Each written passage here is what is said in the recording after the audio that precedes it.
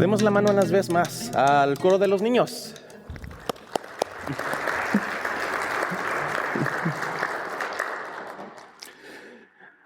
De parte de los pastores y ancianos, otra vez, mi nombre es Cristian de la Rosa y tengo el placer hoy de compartir el mensaje con ustedes.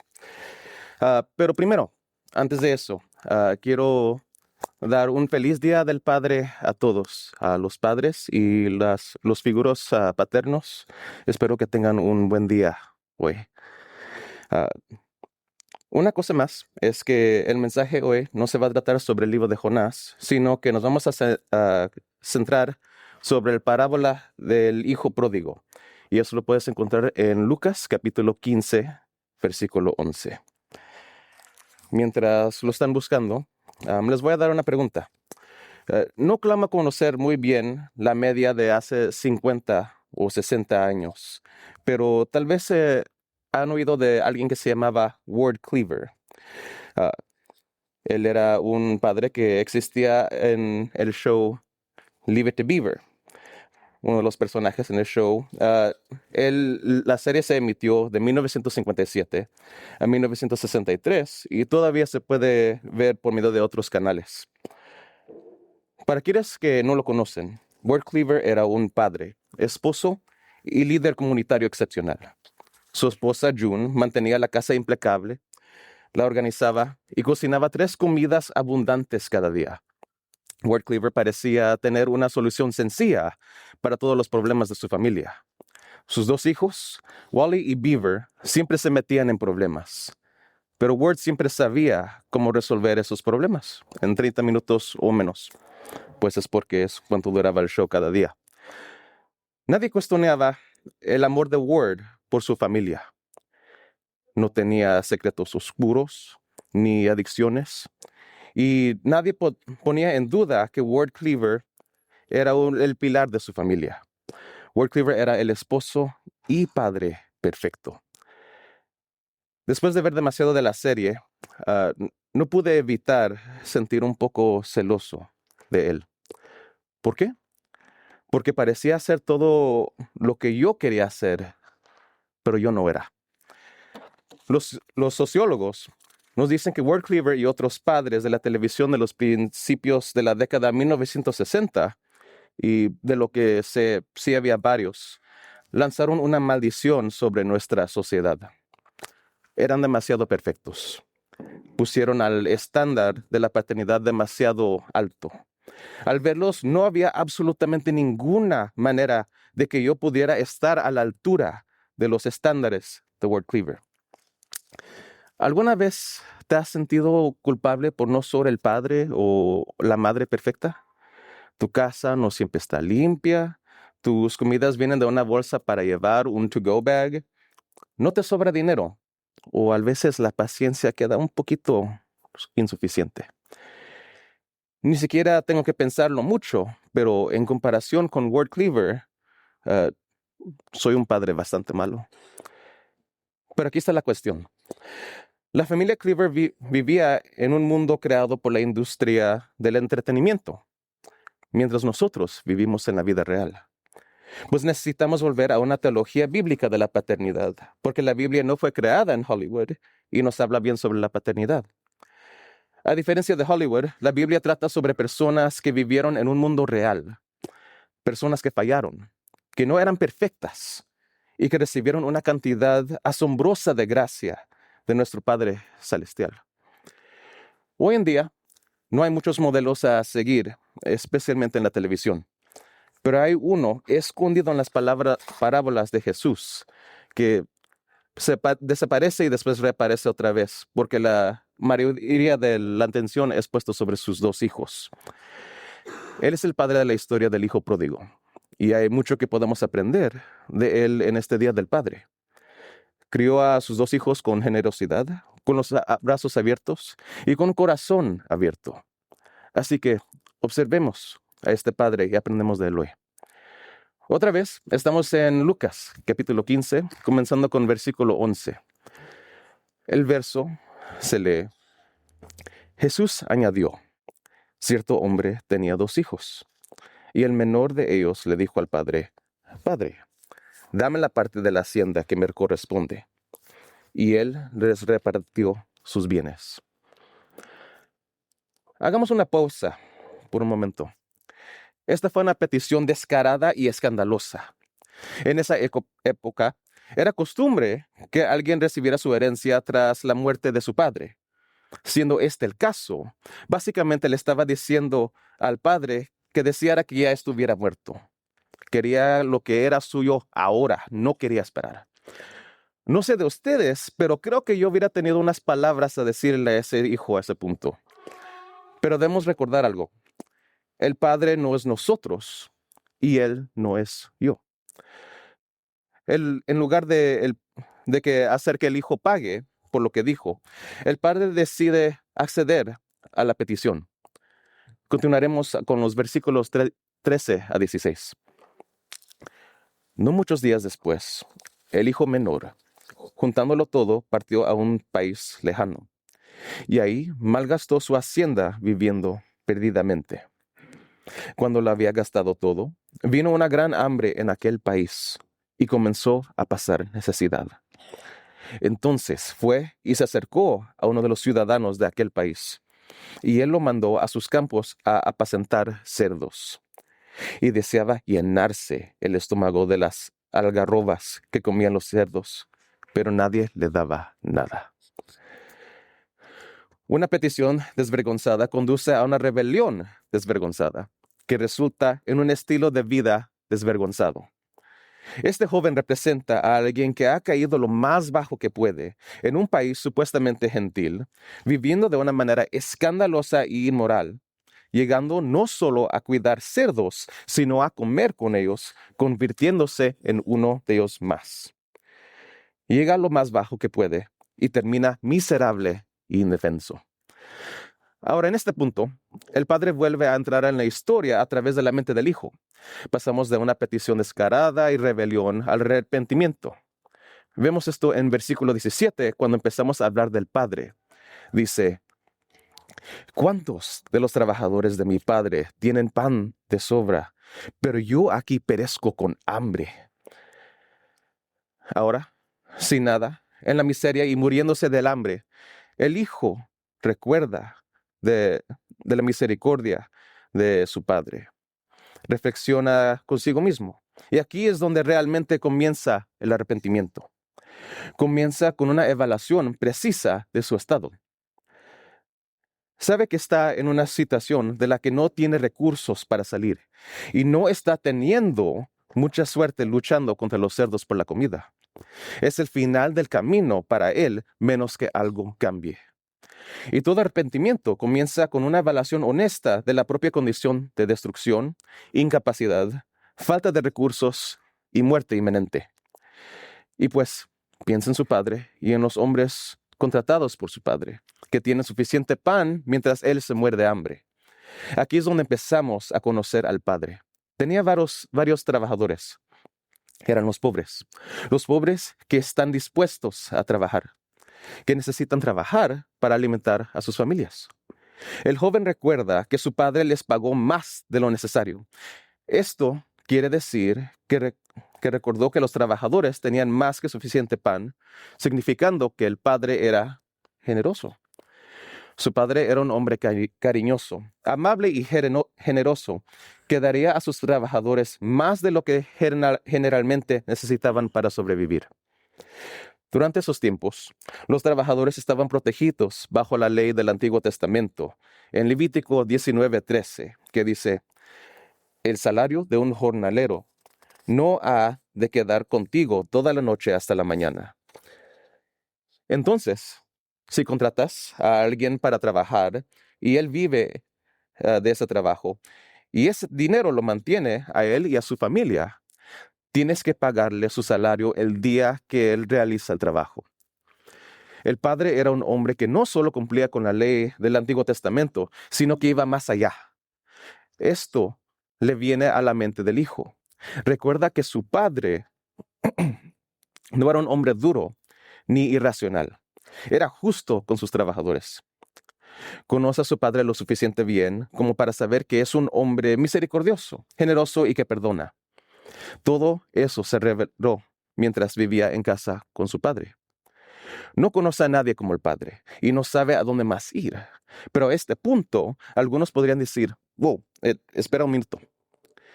Después de haber deshonrado por completo a su padre con su petición egoísta, ¿no debería esperar que su padre se negara? Después de todo, ¿no tendría sentido que su padre nunca lo quisiera en su casa? La respuesta ya lo sabe. El hijo sabe que su padre no es vengativo. Sabe que su padre es bueno, misericordioso y generoso. Este joven está listo para volver a casa. Está listo ahora porque no hay alternativa.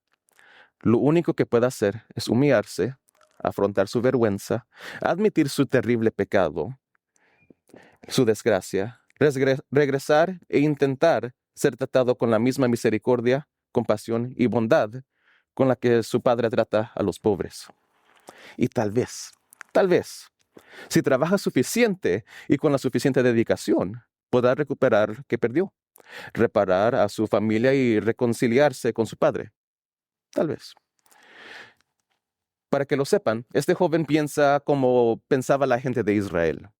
Todos habrían entendido esta historia. Todos habrían dicho, si está verdaderamente arrepentido, volverá. Volverá con su padre. Confesará, se arrepentirá, se humillará, será despreciado, será avergonzado. ¿Y saben qué? Todo eso es justo y correcto por lo que hizo a su padre. Necesita hacer restitución y recibirá lo que merece. En esta historia, los fariseos estarían de acuerdo con Jesús al momento.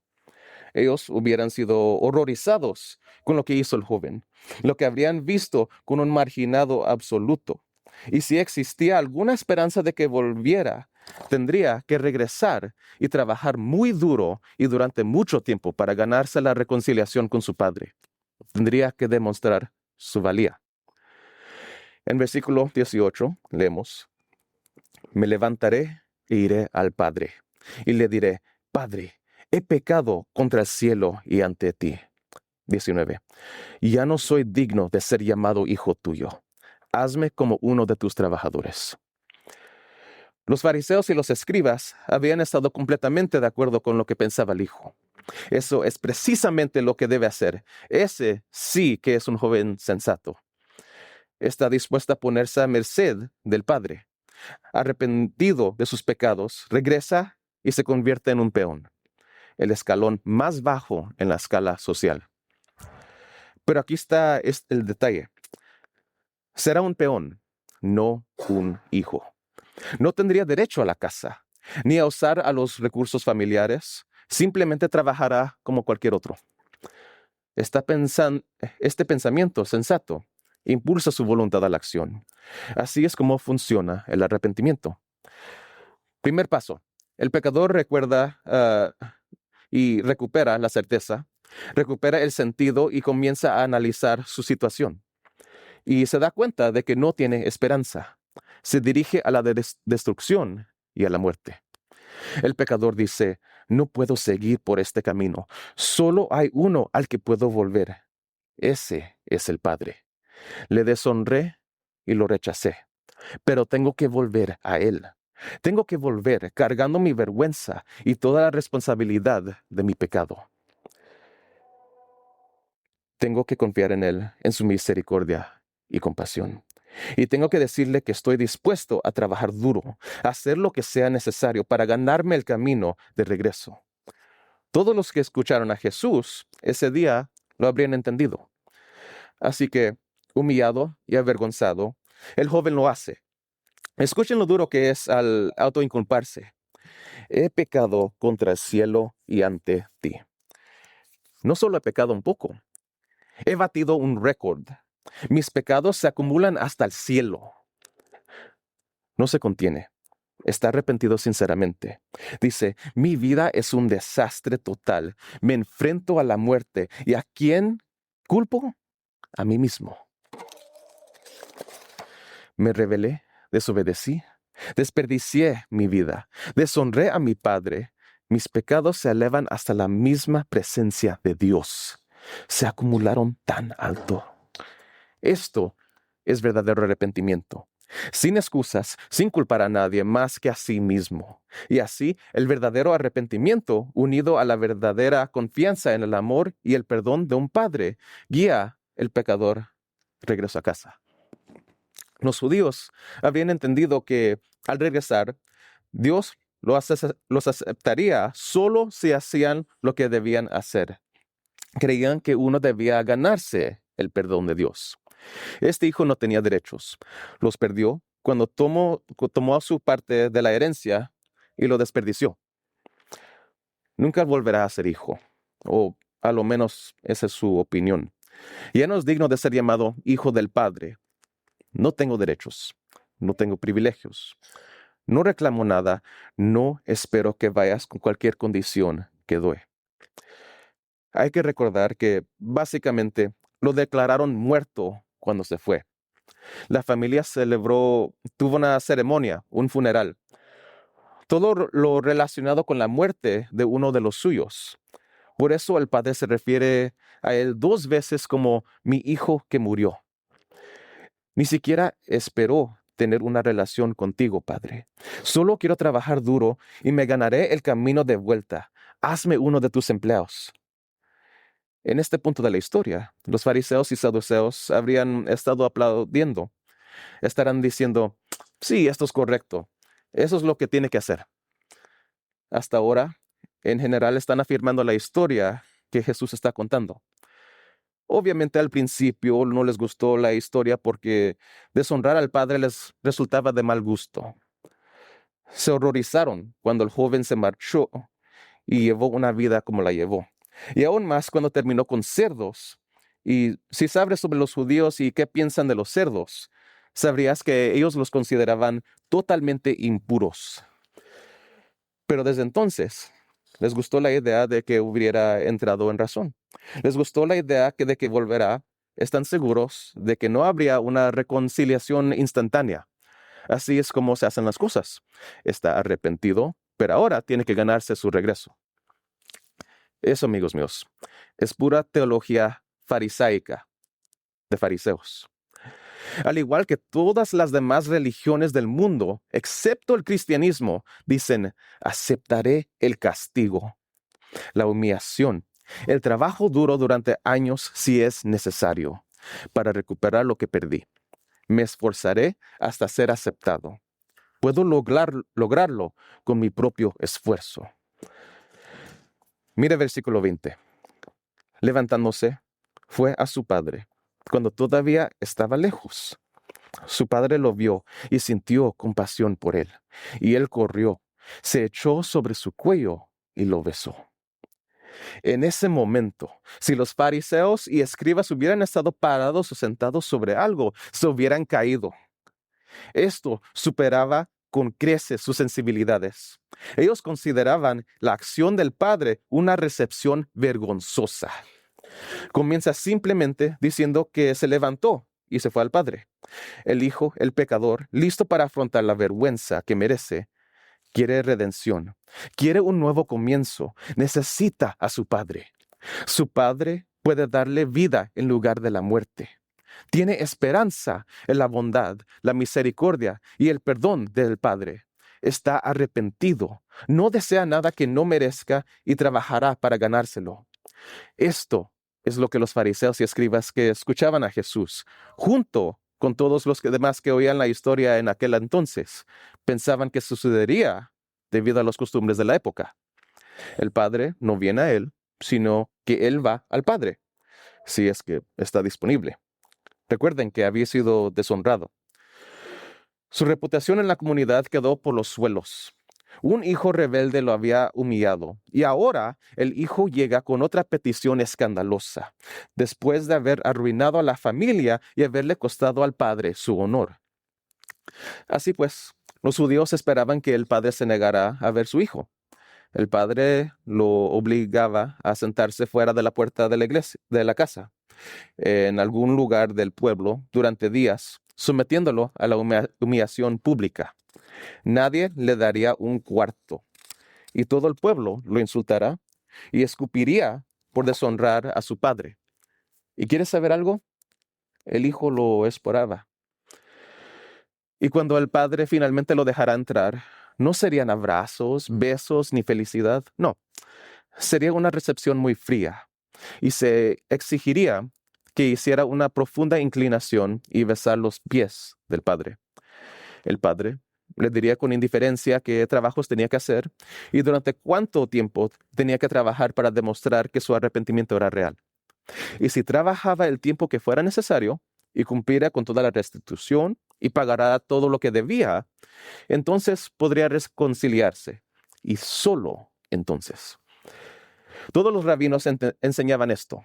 Todos los rabinos enseñaban que el arrepentimiento era obra del ser humano, lo que el hombre hace para ganarse el favor de Dios cuando se arrepiente de su pecado. Eso era el arrepentimiento para ellos.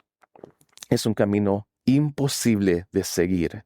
Nadie en este mundo lo puede hacer. Sientes remordimiento por tu pecado.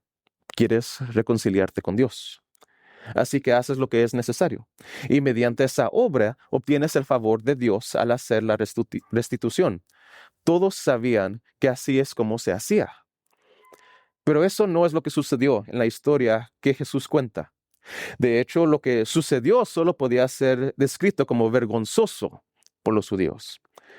Mientras el hijo aún está muy lejos, ni siquiera ha llegado a la entrada del pueblo, y su padre lo ve venir por el largo y polvoriento camino. Su padre lo ve. Revela que el padre lo estaba buscando. ¿No es así?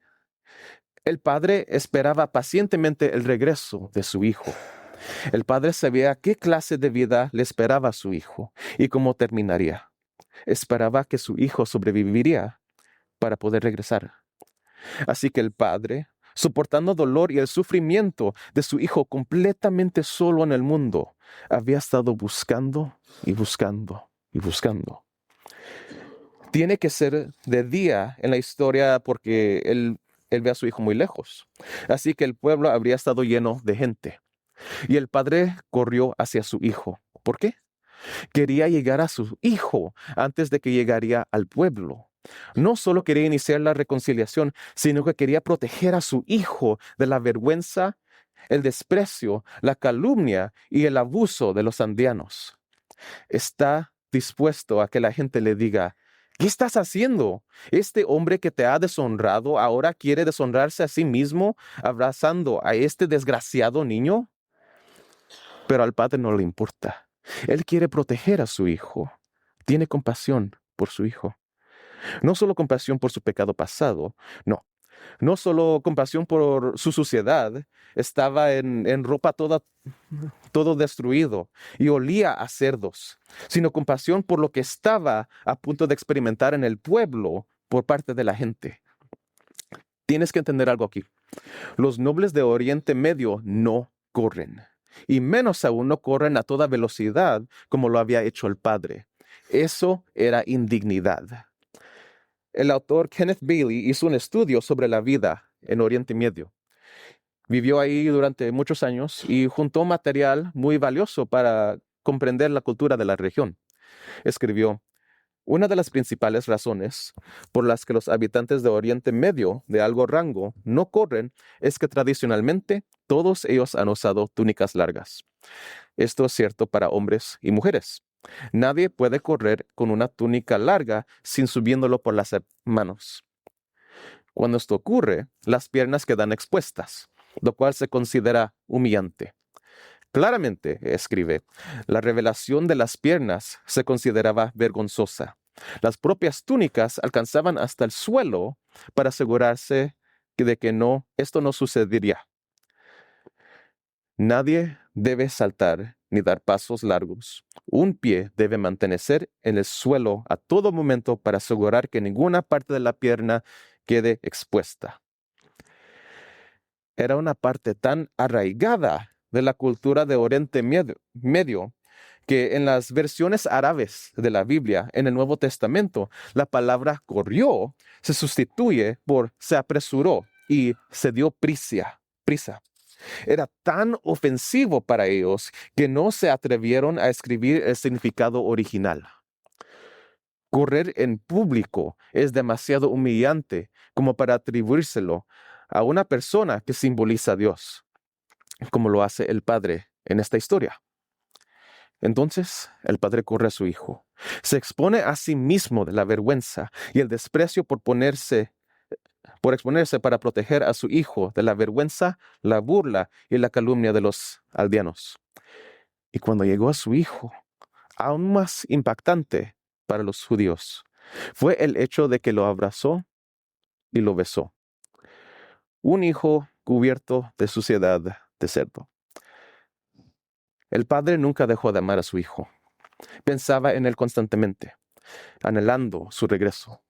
Y ahora ha vuelto. Y la entrega total del padre revela cuánto él extrañaba y amaba. Y para cuando el niño entró en la aldea, era un hijo completamente perdonado y reconciliado. Sé que para nosotros puede parecer un poco raro, probablemente un poco asqueroso, especialmente lo de estar cubierto en la suciedad de un cerdo. Pero para los judíos, ni siquiera puedo imaginar la sorpresa en sus rostros al escuchar esto. Esto es algo radical, totalmente heterodoxo y para ellos completamente inesperado. El padre se humilla por este profundo amor por este hijo. Baja de su casa hasta la tierra del pueblo, atraviesa la multitud cargando la vergüenza de correr, abraza al hijo arrepentido que se acerca a él con ropa sucia y lo besa. Eso es exactamente lo que Jesús hizo, ¿no? Con toda humildad bajó a nuestra aldea para soportar la vergüenza, la calumnia y el rechazo, para abrazarnos, besarnos y reconciliarnos con Dios mediante su muerte sacrificial en la cruz. Lo impactante es que todo esto sucedió sin ningún, ¿qué? Obras. Esa es la sorpresa. Todo fue gracia, como lo aclara el siguiente versículo, versículo 21. Y el hijo le dijo: Padre, he pecado contra el cielo y ante ti. Ya no soy digno de ser llamado hijo tuyo. ¿Te diste cuenta que se le olvidó algo? Vuelve al versículo 19. ¿Acaso no iba a decirle a su padre: hazme como uno de tus trabajadores? ¿Por qué lo omitió? Porque no hay necesidad de obras ahora. Simplemente recibió la gracia. El padre está tan ansioso que recibe, abraza y reconcilia con el hijo antes de que éste pueda decir nada. Arrepentimiento completo, fe completa y sin obras. ¿Por qué? Porque ya ha sido recibido como hijo y él ya ha sido perdonado. Él ya ha recibido misericordia. Él ya ha sido reconciliado. Su arrepentimiento es real. Su fe es verdadera. Y su Padre responde con perdón y reconciliación completo. El Hijo sabe que no tiene que esforzarse para recuperarse. El Padre lo abrazó, lo besó y tomó su vergüenza. En la mente del líder religioso, una petición descarada, una rebelión descarada, un arrepentimiento vergonzoso y una recepción vergonzosa por parte de aquel padre condujeron a una reconciliación descarada. Estaban absolutamente disgustados. Mira el versículo 22. Pero el padre dijo a sus siervos: pronto, traigan la mejor ropa y vístanlo. Póngale un anillo en su mano y sandalias en sus pies. En ese momento, a los oyentes se les habrían puesto los ojos en blanco tan fuerte que habrían visto la parte frontal de sus cerebros. El padre no tiene vergüenza. El hijo regresa. El padre corre a él y ahora, sin pudor alguno, da bendición tras bendición a este hijo descarriado. Quienes escuchan a Jesús no lo entenderían. Era simplemente incomprensible que un padre no protegiera más a su propio honor. En cambio, le dio 3 cosas: una túnica, un anillo y zapatos. Los fariseos y los saduceos comprendieron las implicaciones de esto. Esperaban que el padre le dijera, en el mejor de los casos: mira, quiero perdonarte. Puede que no requiera toda una vida de un trabajo, pero quiero observarte 1 o 2 años y ver qué pasa en tu vida. ver si realmente te has arrepentido y si realmente quieres una relación restaurada. Pero hay nada de eso. En cambio, el padre dice, consigue la mejor ropa. En aquellos tiempos, las familias tenían una túnica especial, la más hermosa que podían conseguir, la más finamente confeccionada. La túnica pertenecía al padre. Era la túnica que pertenecía al miembro más prominente de la familia para usarla en el evento más importante. Y en lugar de quedársela, se la pone en su hijo. Y luego le pone un anillo de la mano. Los judíos también entenderían esto. Este acto les resultaría una vez más increíble porque no se trataba de cualquier anillo, sino de un anillo de sello. El anillo tenía el escudo o sello familiar, de modo que al estampar el anillo en la cera derretida de un documento, se autenticaba dicho documento. Tenía autoridad. Lo que se sellara te obligaba a acarrearlo. Era un símbolo de autoridad dado al hijo. Además, los trabajadores y sirvientes iban descalzos. Solo los amos y sus hijos usaban zapatos o sandalias. Ellos comprendían lo que hacía, rindiendo todo el honor al hijo que regresaba. Esta es la manera de decirle al hijo, todo lo que tengo es tuyo. Lo mejor que yo tengo es tuyo. Los fariseos y los escribas que escuchaban a Jesús no comprendían que el honor de Dios reside en su amorosa gracia y perdón. Solo conocían la ley de Moisés y las obras. El Hijo del Padre vino apestando, vino con la ropa desgarrada, vino sucio, vino sin nada. Nadie volvería a verlo así. Esa es la imagen que presenta Jesús. El Padre le dice al Hijo, todo es tuyo. Pero los judíos probablemente estaban diciendo, ¿qué estás haciendo? ¿Cómo puedes recompensar a este chico por su comportamiento y por haber deshonrado a su familia? Una vez más, la gracia de Dios, completamente más allá de su comprensión. Toda la multitud se habría quedado atónita. La historia se desarrolla de forma totalmente opuesta a lo que esperaban. No hay castigo, ni obras, ni periodo de espera, ni periodo de prueba. No hay límites para sus privilegios. Esto es siendo un hijo en todo sentido al más alto nivel y estaban desconcertados.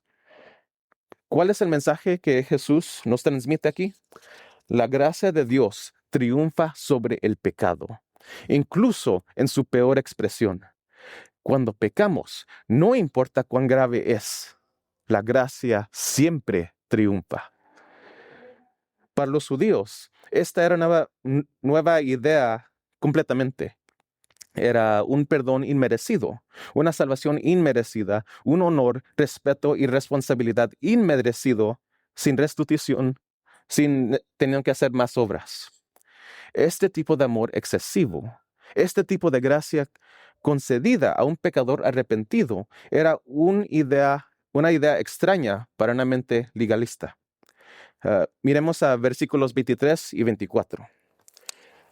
Traigan el becerro engordado, mátenlo, y comamos y regocijemos. Porque este hijo mío estaba muerto y ha vuelto a la vida. Estaba perdido y ha sido hallado. Y comenzaron a regocijarse. El padre no se contiene nada. No conoce la vergüenza. Organiza una fiesta gigantesca y comienzan a celebrar. Este es el evento más grande que jamás haya ocurrido en la historia de la familia o del pueblo desde la perspectiva del Padre. Todo lo que leemos aquí es como una imagen del cielo, toda esta alegría. Un pecador perdido regresa a casa y Dios organiza un gran banquete. Traigan el becerro engordado, mátenlo y enciendan el fuego. Este animal habría sido seleccionado, alimentado, cuidado y reservado para esta ocasión especial mucho antes. Un detalle adicional. Sé que aquí podemos comer carne cuando queremos, pero en el tiempo de Jesús no era algo común. Solo en ocasiones especiales comías carne. Y solo en ocasiones muy, muy especiales comías el becerro engordado. Y esta era una celebración más grande que todos. Comamos y celebremos. Comamos y disfrutemos.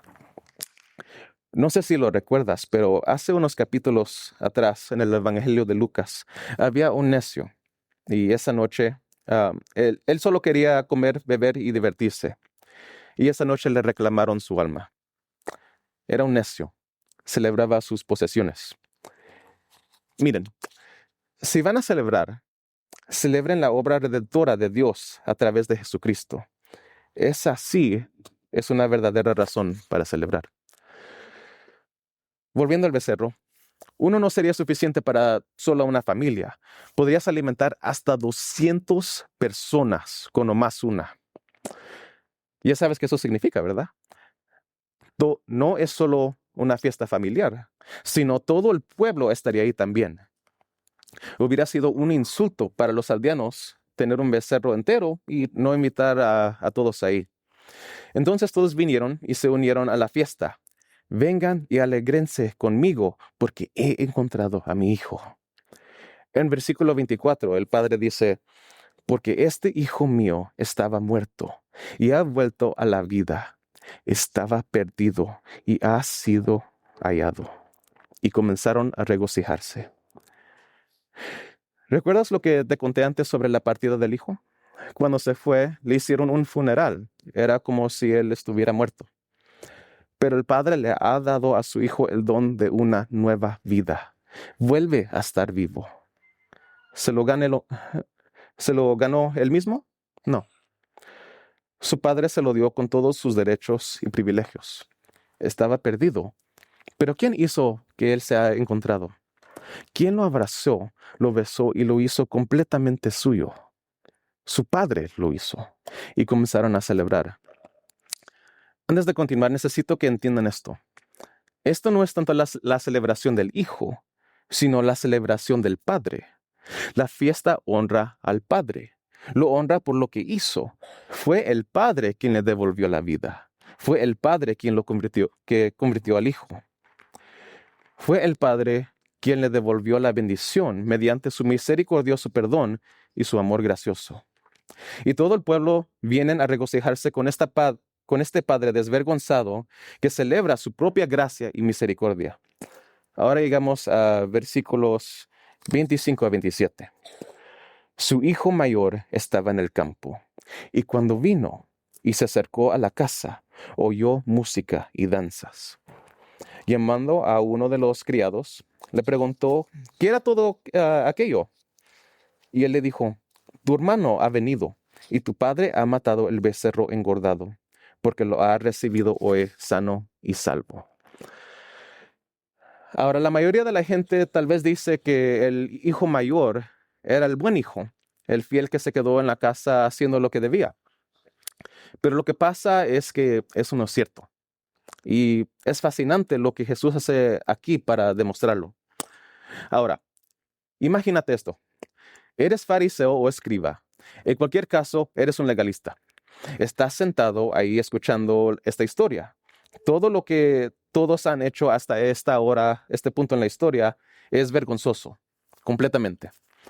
Estás esperando que alguien haga lo que consideras correcto. Ahora llega un tipo que hará lo que los fariseos creen que es honorable. Este hijo mayor es el de nuestros. Aún no lo entendieron, pero al conocer al hijo mayor, se conocen a sí mismos.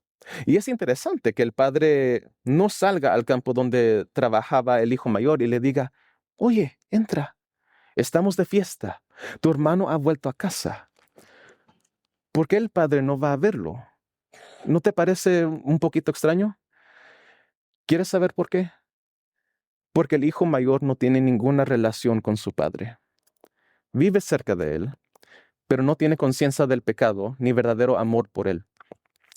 Y para hacerlo peor, el padre sabe que a él no le interesa su hermano. Lo demostró al principio de la historia. No intentó impedir que su hermano cometiera el acto deshonroso contra su padre. Y un detalle más. Cuando su hermano recibió la herencia de su padre, ¿quién más recibió del padre?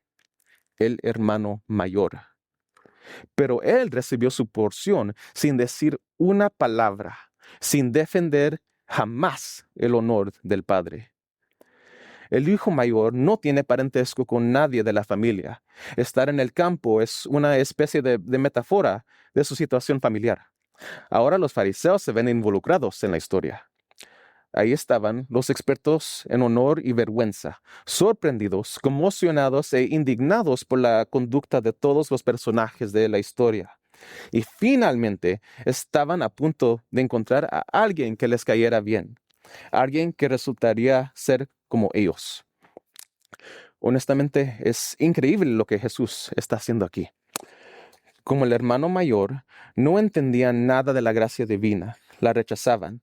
No comprendían la misericordia y la ternura de Dios, su compasión, su perdón y su deseo de reconciliarse con los pecadores. No sabían nada de eso. Por eso no entendían a Jesús, Dios en cuerpo humano, que pasa tiempo con los pecadores. Pero sí se identifican con el hijo mayor, que se cree justo. Simula honrar al Padre, hacer lo que Él dice para obtener su aprobación, reconocimiento y riquezas.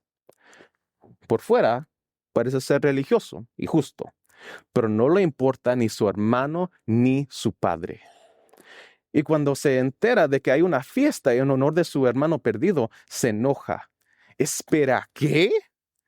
Ha vuelto y no solo lo restaura, sino que también le hace una fiesta. Sus peores temores se han hecho realidad. Su hermano ha regresado. Su padre lo ha abrazado. Esto es ridículo. Y por primera vez en la historia, los fariseos dicen, sí, esa es la actitud correcta. Eso es exactamente lo que debería sentir. Él está indignado y nosotros estamos indignados. Toda esta historia es una indignación tras otra. Así pues, el hermano mayor no se atreverá a participar en este vergonzoso evento. Odiaba la idea de gracia. Le molestaba esta misericordia y esta reconciliación instantánea. Pero en este punto de la historia, vemos al Padre, que es Dios, humillarse misericordiosamente una vez más. Mira versículos 28 a 32. Entonces, él se enojó y no quería entrar. Salió su padre y le rogaba que entraba. Pero él le dijo al padre, mira, por tantos años te he servido y nunca he desobedecido ninguna orden tuya. Y sin embargo, nunca me has dado un cabrito para regocijarme con mis amigos. Pero cuando vino este hijo tuyo, que ha consumido tus bienes con rameras, mataste para él el becerro engordado. Y su padre le dijo, hijo mío, tú siempre has estado conmigo, y todo lo mío es tuyo. Pero es necesario hacer fiesta y regocijarnos, porque tu hermano, estaba muerto y ha vuelto a la vida. Estaba perdido y ha sido hallado. Escucha esto. Aquí el padre abandona la fiesta y hace lo que nunca esperarías de Dios: rogarle a un pecador, rogarle a un hipócrita. Él es quien busca salvar a los perdidos. Aquí se manifiesta con misericordia. Aquí se manifiesta de nuevo con compasión, amor, humildad y bondad. Abandona la fiesta, sale en la noche con todos mirando y extiende la manera al hipócrita del mismo modo que extendió la manera al rebelde. Le suplica al hijo mayor que venga al reino, que venga a su casa, que venga a la celebración. Y el hijo con quien los fariseos y escribos se identificaban tan claramente, esto debería haberlos llevado cara a cara con ellos mismos y su completa ignorancia del Padre al que dijeron servir. Estaban en la casa, estaban por ahí, eran los religiosos, eran los moralistas. Estaban tan cerca, pero tan lejos. No conocían a Dios. Se negaron a honrar a Dios por su gracia salvadora, que siempre ha sido el modo en que Jesús salva. En vez, consideraban a Jesús satánico. Y como dijo Jesús en Juan 5:23, si honran al Padre, me honrarán a mí. pero se negaron. Este es el momento en que el hermano mayor deseaba que el padre esté muerto. Y en ese momento, se lo aseguro, los escribas y fariseos deseaban que Jesús estuviera muerto también. Una característica muy excepcional de este padre que vemos en la historia que contó Jesús fue su presencia, su transparencia. Siempre estuvo ahí para sus hijos. Sin importar cuáles parecían ser sus problemas, tenían algo en común: la presencia de su padre. Él siempre estaba ahí para ellos, de una forma u otra. Este es un padre que nos recuerda, en este Día del Padre, el regalo más valioso que podemos dar para nuestros hijos: nuestra presencia, nuestro tiempo. Sin importar lo que hayan hecho o dónde estén, debemos mostrarles compasión y abrirles nuestros corazones. Todos deberíamos aquellar ser un padre como el que vemos en Lucas 15. Era un hombre generoso. Era lo suficiente sabio como para saber que la mejor manera de retener a sus hijos cuando crecieran era dejarlos ir. Era un hombre de brazos abiertos y corazón abierto, siempre dispuesto a abrir camino a nuevos comienzos. El verdadero mensaje de este Día del Padre es sobre nuestro Padre Celestial. Él es un Padre amoroso con la mano abierta. Puede que nos deje ir, pero nunca se rinde. Es un Padre amoroso con los brazos abiertos. Y nunca fueron esos brazos más amplios que cuando estuvieron en la cruz. Él es un Padre amoroso con un corazón abierto. Lo abrió para todos nosotros en el Calvario, cuando al que no conoció pecado, lo hizo pecado por nosotros, para que fuéramos hechos justicia de Dios en él. Oremos. Padre, hay una verdad tan poderosa en esta gracia, y te damos gracias por ella. Gracias por esta historia, porque nos habla de ti, de tu misericordia, tu paciencia, tu humildad y tu gracia. Gracias por contarnos esta historia de una manera con la que todos podemos identificarnos. Y gracias por ser nuestro asombroso Dios y Padre, el autor de la salvación. Nos alegramos al pensar que fue el nacimiento de Cristo cuando saliste por primera vez de tu hogar y viniste al camino pólvoro, al pueblo donde vivimos, este mundo, y tomaste la vergüenza del rechazo, el sufrimiento y la muerte de una cruz por nosotros. Gracias por tu amor, tu salvación y por tu presencia en nuestras vidas hoy y siempre. En el nombre de Jesús oramos. Amén. Gracias por estar en la sesión de la transmisión del servicio dominical de New Life Community Church.